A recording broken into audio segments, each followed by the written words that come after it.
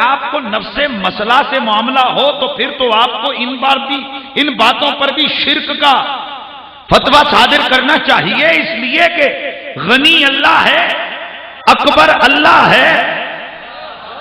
یار ایسے نہیں نا یار، اللہ اکبر، اللہ اکبر، اکبر اللہ ہے، غنی، اونچا بولیے، غنی اللہ ہے۔ لیکن سب بولتے ہیں بلا تفریق مسلک، بلا تفریق مکتبہ فکر، ہر ایک کہتا ہے عثمان غنی۔ اب اللہ قرآن میں کہتا ہے واللہ غنی حمید، میں غنی۔ اب تم فیصلہ کرو، رب بھی غنی، عثمان بھی غنی، تو بابا کیا یہ شرک نہیں ہو گیا؟ اگر کہو کہ یہ شرک، تو صاحب یہ لفظ غنی جناب عثمان ذو النورین کے لیے حضرت امام احمد بن حنبل نے بھی استعمال کیا، جناب امام شافعی نے بھی استعمال کیا، جناب حضرت امام اعظم نے بھی استعمال کیا۔ پوری امت جناب عثمان رضی اللہ تعالیٰ عنہ کو غنی کہہ رہی ہے۔ اس کا مطلب یہ کہ پھر سارے مشرک ہو گئے، تو یقیناً اس پہ کوئی فتویٰ شرک کا نہیں لگاتا۔ صاحب یقیناً جناب حضرت عثمان کو غنی کہہ دیا، شرک نہیں، حالانکہ غنی اللہ بھی ہے، عثمان ذو النورین بھی غنی ہے، لیکن یہاں تعویل کرنا پڑے گی، یہاں پر تعویل کا راستہ اختیار کرنا پڑے گا، یہاں پہ تشریح لے کے آنی پڑے گی تاکہ اس امت کو شرک کے فتوے سے بچایا جا سکے۔ تو تعویل یہ ہے کہ عثمان بھی غنی ہے، اللہ بھی غنی ہے، پر دونوں میں فرق ہے۔ وہ غنی ہے تو ذاتی طور پر عثمان غنی ہے، تو عثمان کو غنی یا رب نے بنایا ہے، مصطفیٰ نے بنایا ہے۔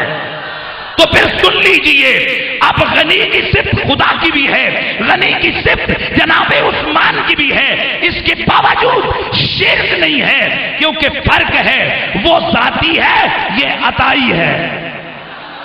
یہ میرے سامنے بیٹھے ہوئے مجھے آپ ہوا کی انوالومنٹ چاہیے، مجھے آپ کی توجہ چاہیے، وہ ذاتی ہے، عثمان عطائی ہے۔ تو پھر اسی طرح ذہن میں رکھنا، مشکل کشا اللہ، مشکل کشا اللہ، حاجت روا اللہ، پیار سے مشکل کشا اللہ، حاجت روا اللہ ہے، اور علی بھی مشکل کشا ہے۔ پر وہی تعویل یہاں بھی آئے گی، وہ مشکل کشا ہے ذاتی طور پر، علی کو مشکل کشا خدا نے بنایا ہے۔ تو میں عرض کر رہا تھا میرا تیرا عقیدہ وہی ہے جو صدیق اکبر کا ہے، فاروق اعظم کا ہے، عثمان غنی کا ہے، مولا علی کا ہے۔ اچھا صاحب، اور یہاں پر یہ بات ذہن نشین فرما لیجئے کہ یہ جھگڑے دور کی ہیں، یہ باتیں ختم، یہ سطحی سی باتیں ہیں کہ کیا نبی پاک سنتے ہیں یا نہیں۔ مجھے ایک دن ایک صاحب کہنے لگے سنتے ہیں کہ نہیں، میں نے کہا یار یہ جھگڑے پرانے ہو گئے، کوئی نئی بات کر۔ کہ میں کیا بات کروں، میں نے کہا میرا مزاج تو یہ ہے کہ میرا نبی تو دل کے اندر کے جذبوں کو بھی جانتا ہے،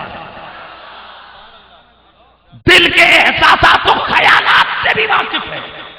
کہا کہ آپ کے پاس کوئی قرآن و سنت کی دلیل ہے؟ میں نے کہا رب کا کرم ہے، سنی بغیر قرآن و سنت کے کوئی بات کرتا ہی نہیں ہے۔ آسان سی بات ہے، قیاس اولا قطعی الثبوت ہوتا ہے، یہ علماء یہاں موجود ہیں۔ میں نے قیاس منطقی نہیں کہا، کچھ لوگوں کو تھوڑا بہت پڑھ کے نا بخار بھی کافی جلدی ہو جاتا ہے، اس حوالے سے میں عرض کر دوں کہ میں نے قیاس منطقی نہیں کہا، میں نے قیاس فقہی نہیں کہا، کیونکہ قیاس فقہی قطعی نہیں ہوتا، میں نے یہاں قیاس اولا کہا ہے، اور یہ قیاس قطعیت کا ثبوت اور قطعیت کا فائدہ دیتا ہے۔ مثلا میں یہ عرض کرنا چاہتا ہوں کہ اگر کوئی وصف کسی ادنا میں آ جائے اس کو اعلیٰ میں ثابت کرنا۔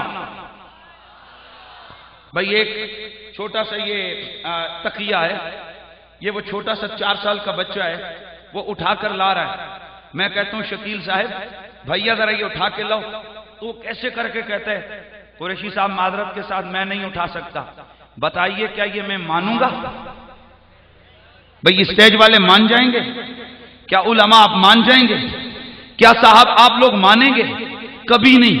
آپ سارے ہنس پڑیں گے کہ اگر 3 سال کا بچہ اٹھا کے لا سکتا ہے تو گبرو جوان نہیں اٹھا کے لا سکتا۔ اس کو کہتے ہیں قیاس اولا۔ یار میرے سیدی کا فیض ہے، میرے مرشدی کی نگاہ کرم ہے، آپ اتنے سادے لفظوں میں ہمیں منطق کے اسباق بھی سمجھا دیتے ہیں نا، رب کا کرم ہے۔ تو سنیے اس کو کیا کہتے ہیں؟ قیاس اولا۔ اب آئیے ادنا میں جو ثابت وہ اعلیٰ میں ثابت، تو سن، اگر کہیں سے یہ ثابت ہو جائے کہ جو ادنا ہے وہ دل کے خیال کو جانتا ہے تو ثابت تو ہو جائے گا نا، جو اعلیٰ ہے پھر وہ بطریق اولا جانتا ہے۔ تو ذرا سن، میں اور تو نیکی کریں، نیکی کا خیال کریں، نیکی لکھ دی جاتی ہے، یہ مسلم شریف کی حدیث میں موجود ہے۔ یعنی اگر ہم نیکی